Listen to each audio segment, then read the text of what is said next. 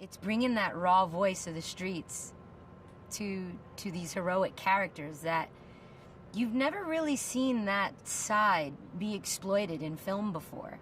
You know, we're kind of glorified convicts in a strange way. How we got away with that with the MPAA, I have absolutely no clue. I guess because they have their own code of honor, you know, like a Robin Hood-esque vibe to it. So we kind of get away from with the trouble we cause and the bad against the law things that we've done in the past. But I'm happy. I'm happy because I feel like it's kind of like revolutionary what we've done with the ensemble cast, with all the races that we involve in one feature film where we actually get along, you know? I think it's beautiful.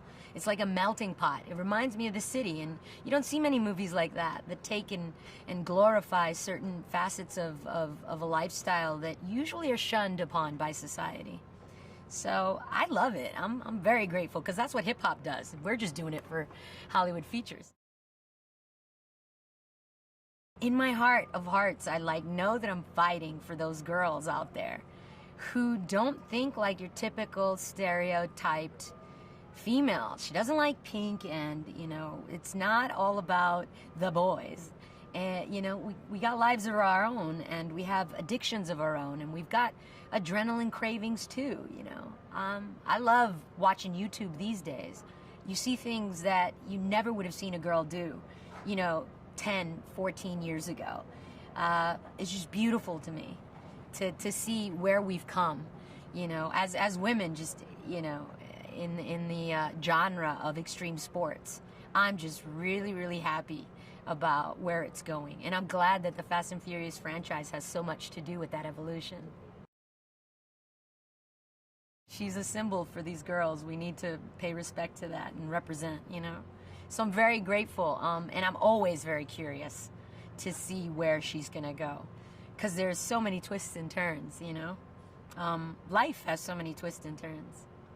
I am really excited to see what's gonna happen with the franchise once we've grown up, and we're at that point now.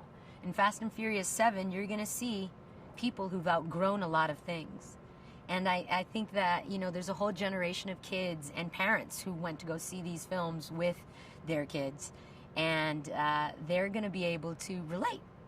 So I'm always excited to bring that to the screen, because the relatability factor with this world of $300 million films and sci-fi, it's pretty hard to get there.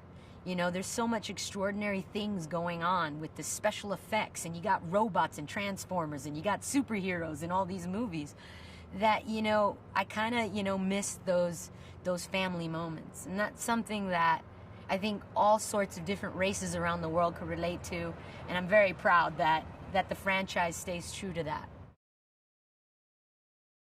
You don't even understand, like, how it feels for me, 14 years later, to be pulling back in reverse with the crowd of extras who are all obviously fans, because there's no way that you cannot be a fan of the franchise and be screaming in 110-degree weather while the sun is bearing down on you take after take, and be showing love.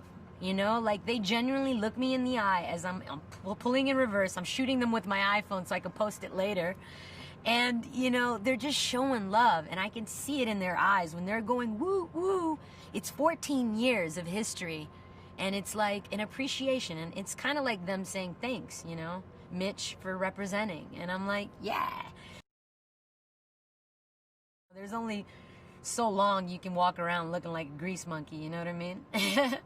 After a while, you kind of got to grow out of it and see where it takes you. I love a good makeover, you know? I mean, for a second there, I was gonna be a sniper on a roof, and you know what? I was like, you know what? Actually, my entire career has been spent in a tank top and jeans. Hey, Chris, how about we throw me in a dress? Oh, it was so cool. Yeah, I was really happy about that. I had my girly moment. Definitely had my girly moment. Of course, I had to get bruised up in the process. I think that, you know, the Fast and Furious franchise is a perpetual competition against itself. I don't think there's any other way of describing it, really. So ultimately, we have to one up whatever we did before. For the actors, it's building relationships and it's evolving the characters. For the writers, it's mostly the action and one-upping, whatever crazy, sequences they did before. So you've got all of the stunt teams and the special effects guys trying to fathom what their limitations are.